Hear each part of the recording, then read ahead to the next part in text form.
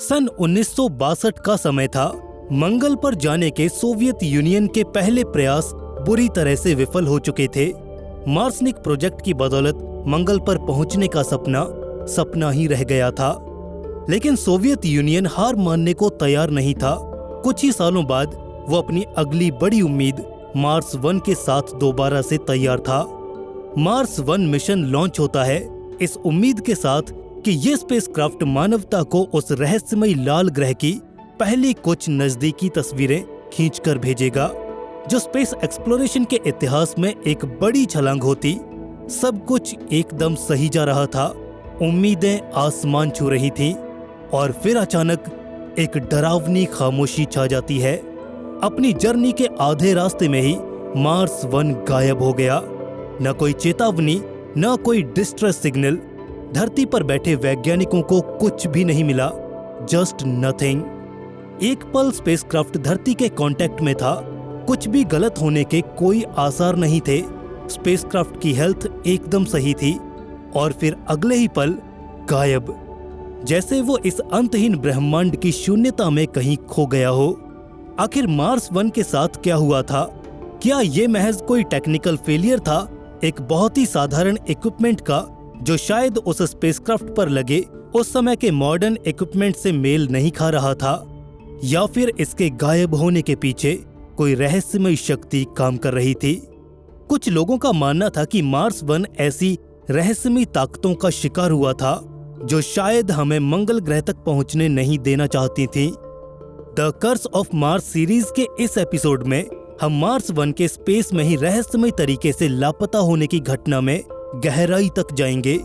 हम technical failure की official explanation को भी एनालाइज करेंगे और जानेंगे कि क्या ये फेलियर कोई सुपरनैचुरल ना होकर कोई ह्यूमन एरर या फिर हमारी ही किसी गलती का नतीजा था, और या फिर कुछ थियरीज के मुताबिक हम उस एंगल को भी एक्सप्लोर करेंगे जो इस असफलता के पीछे एक गहरी और रहस्यमयी शक्ति के होने का दावा करती है। क्या वाकई मार्स 1 के साथ कुछ अजीब हुआ था? Launch and journey of Mars 1। 1 नवंबर सन 1962 को मार्स 1 को लॉन्च किया गया था। ये मिशन सोवियत यूनियन का मार्स तक पहुंचने का एक और बड़ा प्रयास था।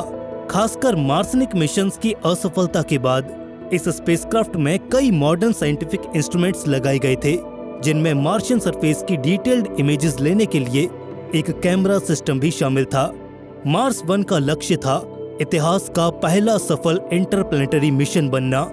शुरुआत में तो सब कुछ बहुत अच्छे से चल रहा था। लॉन्च एकदम स्मूथ रहा। शुरुआती टेलीमेट्री रिपोर्ट्स ने दिखाया कि स्पेसक्राफ्ट के सारे सिस्टम एकदम सही तरीके से काम कर रहे थे।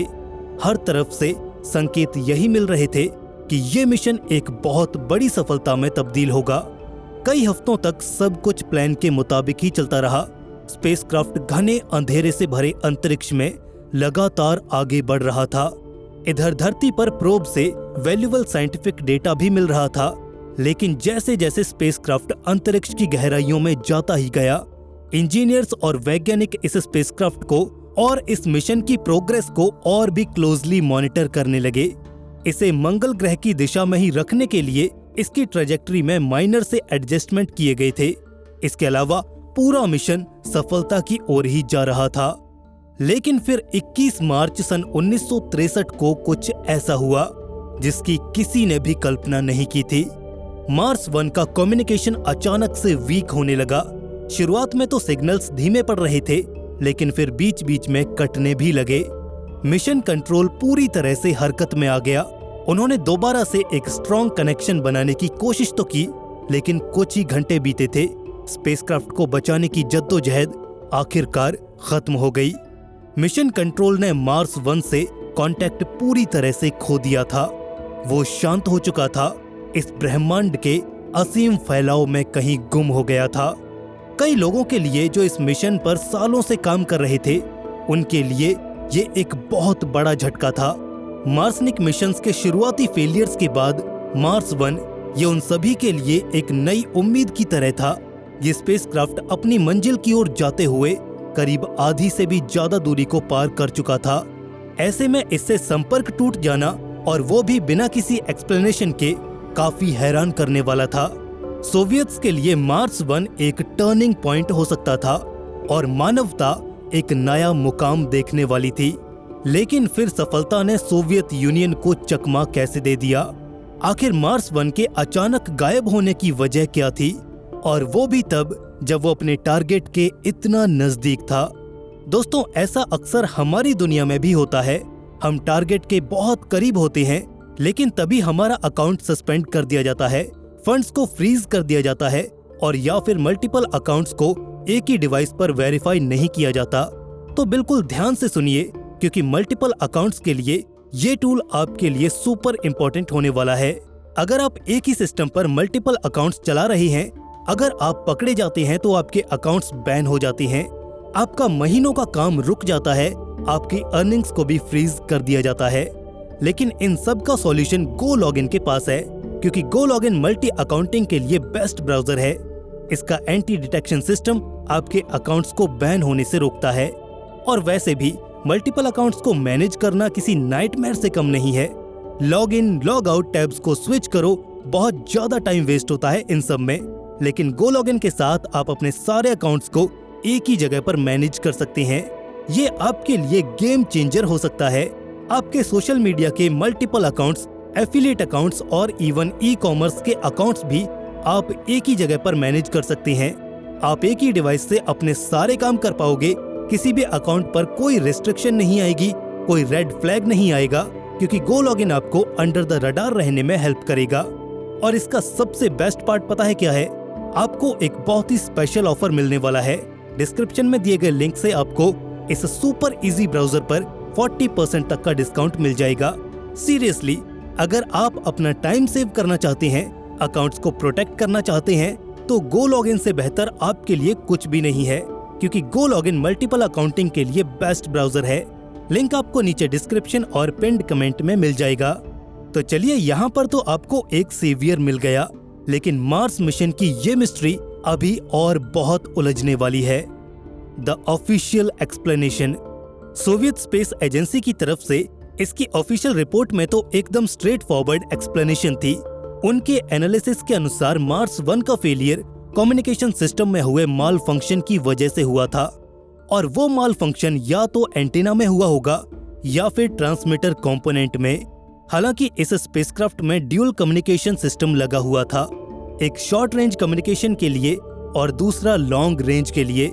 जैसे जैसे ये स्पेसक्राफ्ट हमारी धरती से दूर जाता जा रहा था, उसे आगे कम्युनिकेशन बनाए रखने के लिए लॉन्ग रेंज सिस्टम में स्विच करना था। लेकिन वैज्ञानिक ये मानते हैं कि शायद यही वो मोमेंट थे जब ये स्विच फेल हो गया होगा, जिसकी वजह से सोवियत यूनियन को इस मिशन में भी कामयाबी नहीं मिल पाई। ऑफिशियल एक्सप्लेनेशन के मुताबिक धरती से दूर जाने पर सिग्नल ट्रांसमिट करने की क्षमता के बिना मार्स 1 एक तरह से अंतरिक्ष में गुम ही हो गया था। सोवियत्स ने यह भी संभावना जताई कि किसी माइक्रो मीटेरॉइड ने स्पेसक्राफ्ट को टक्कर मार दी होगी, जिसकी वजह से पूरा सिस्टम ही तबाह हो गया होगा। ये एक्सप्लेनेशंस समझने में बड़ी आसान थी। आखिर स्पेस के हालात ही कुछ ऐसे होते हैं कि वो किसी को भी बख्शता नहीं है। सन 1960 के दशक की टेक्नोलॉजी, जो उस समय के हिसाब से मॉडर्न और कटिंग एज टेक्नोलॉजी भले थी, लेकिन वो आज की तरह रोबस्ट और फेल प्रूफ नहीं थी। उस जमाने में कोई इक्विपमेंट फेलियर होना एक आम बात थी, और फिर स्पेस मिशंस को तब एक गैम्बल या फिर कहा जाए तो जुए की तरह ट्रीट किया जाता था। अगर सफल रहा तो बहुत अच्छे, और अगर फेल हुआ तो उसे हारी हुई बाजी मानकर अगले मिशन की तैयारी में लग जाते थे। किसी भी मिशन फेलियर को गहराई से स्टडी नहीं किया जाता था। टेक्निकल रीजनिंग के बावजूद सवाल अब भी बचे हुए थे। माल फंक्शन ठीक उसी समय पर क्यों हुआ था जब सब कुछ पिछले कुछ महीनों से एकदम स्मूथ चल रहा था? कहीं से भी कोई संकेत क्यों नहीं मिला कि स्पेसक्राफ्ट के अंदर कुछ बहुत बड़ी गड़बड़ चल रही है? फाइनल कम्युनिकेशन लॉस होने से पहले आखिर ऐसा क्या हुआ था, और क्यों इतने सारे एफर्ट्स के बावजूद भी मार्स 1 का कभी कोई ट्रेस नहीं मिला? कई लोगों के लिए ये ऑफिशियल एक्सप्लेनेशन उनकी क्यूरियोसिटी को शांत नहीं कर पा रही थी। उनका कहना है कि ये ऑफिशियल एक्सप्लेनेशन इस मिस्ट्री को पूरी तरह से सॉल्व करने के लिए पर्याप्त नहीं है। Unexplained theories and speculations.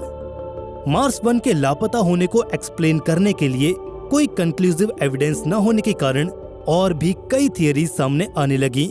इनमें से कुछ थियरीज तो काफी ज्यादा मिस्टीरियस और स्पेकुलेटिव थीं। एक थियरी कॉस्मिक इंटरफेरेंस की संभावना को लेकर है। स्पेस में कई अनजानी ताकतें हैं, जैसे कि रेडिएशन बेल्ट्स, ग्रेविटेशनल एनोमलीज और मैग्नेटिक डिस्टर्बेंसेस। कुछ थियरिस्ट मानते हैं कि मार्स 1 ने किसी ऐसे ही इलाके से गुजरते समय ऐसा कोई इंटरफेरेंस फेस किया होगा, जिसकी वजह से ही उसके कम्युनिकेशन सिस्टम में गड़बड़ी शुरू हो गई होगी। और ये भी संभव है कि हमारे सूर्य से आने वाले किसी सोलर रेडिएशन के एक बहुत बड़े झोंके ने पूरे स्पेसक्राफ्ट को तबाह कर दिया होगा, जिससे कि वो हमारे संपर्क से बाहर हो गया, या फिर ये किसी ग्रेविटेशनल फील्ड से गुजरा होगा जिसने इसकी दिशा ही बदल दी होगी और इस अनएक्सप्लोर्ड स्पेस में अकेला भटकने के लिए मजबूर कर दिया होगा। इसके अलावा कुछ और भी अजीब थियरीज हैं, जैसे एक्स्ट्रा टेरेस्ट्रियल इंटरफेरेंस की संभावना को लेकर। क्या मार्स 1 का सामना इस अंतरिक्ष में किसी ऐसी शक्ति से हो गया था जो हमारी समझ से परे है? हालांकि ये आइडिया सच्चाई से कोसों दूर है, लेकिन ये उन लोगों की कल्पनाओं को दर्शाता है जो मानते हैं कि लाल ग्रह मंगल अपनी विशेषताओं और रहस्यमय फीचर्स की वजह से एलियंस या फिर किसी सुपर इंटेलिजेंट स्पीसीज की निगरानी में हो सकता है। क्या मार्स 1 ने कुछ ऐसा देखा था जो उसे नहीं देखना चाहिए था और इसी कारण उसे जानबूझकर उन शक्तियों ने गायब कर दिया? ये थियरीज पूरी तरह से स्पेकुलेटिव हैं, लेकिन मार्स 1 के अचानक स्पेस में लापता हो जाने की घटना को एक अलग ढंग से देखने पर हमें मजबूर कर देती हैं, क्योंकि स्पेस मिशन में टेक्निकल फेलियर्स पहले भी काफी हुए थे, लेकिन बहुत कम ही मिशंस ऐसे थे जो मार्स 1 की तरह बिना किसी सबूत के एकाएक अंतरिक्ष में गायब हो गए हों। आज भी मार्स 1 स्पेस एक्सप्लोरेशन के शुरुआती दिनों की सबसे बड़ी अनसॉल्व्ड मिस्ट्रीज में से एक है। क्या वो सिर्फ एक अनफॉर्चुनेट टेक्निकल फेलियर था या फिर इसके पीछे कुछ और भी ज्यादा रहस्यमय वजह रही होगी? क्या मंगल के शाप ने एक बार फिर हमें मंगल तक पहुंचने से रोक दिया था? अपने फाइनल ट्रांसमिशन के बाद प्रोब का अचानक से यूं ही रहस्यमय तरीके से गायब हो जाना, ये पहेली आज तक भी नहीं सुलझ पाई है।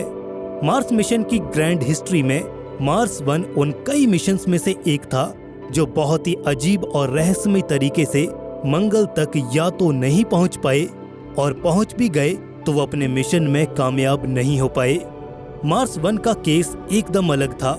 आधी से ज्यादा दूरी तक सब कुछ सही था, लेकिन बाद में जो सन्नाटा छाया तो ना तो उसका मलबा ही मिला और ना उसके गायब होने के पीछे की कोई कहानी। अक्सर वो सवाल जिनके जवाब हमारे पास न हो वो हमें ज्यादा परेशान करते हैं। आपके इस मिशन के बारे में क्या विचार हैं? क्या कर्स ऑफ मार्स वाकई में हमें मंगल तक पहुंचने से रोक रहा था? अपनी राय हमें नीचे कमेंट सेक्शन में जरूर दीजिए। इस सीरीज के बाकी एपिसोड्स को देखने के लिए आप हमारी the curse of Mars playlist को जरूर से चेकआउट कीजिए। वीडियो पसंद आया तो इसे लाइक और दोस्तों में शेयर जरूर कीजिए। ऐसे ही और वीडियोस के लिए चैनल को सब्सक्राइब करके बेल नोटिफिकेशन ऑन जरूर कर लें। साथ ही दोस्तों गो लॉगिन को भी एक बार जरूर से चेकआउट कीजिए। लिंक आपको नीचे डिस्क्रिप्शन और पिन्ड कमेंट में मिल जाएगा। दोस्तों जल्द मिलेंगे ऐसे ही एक और नए इन्फॉर्मेटिव वीडियो के साथ। तब तक के लिए स्टे क्यूरियस, बी हैप्पी। नमस्कार।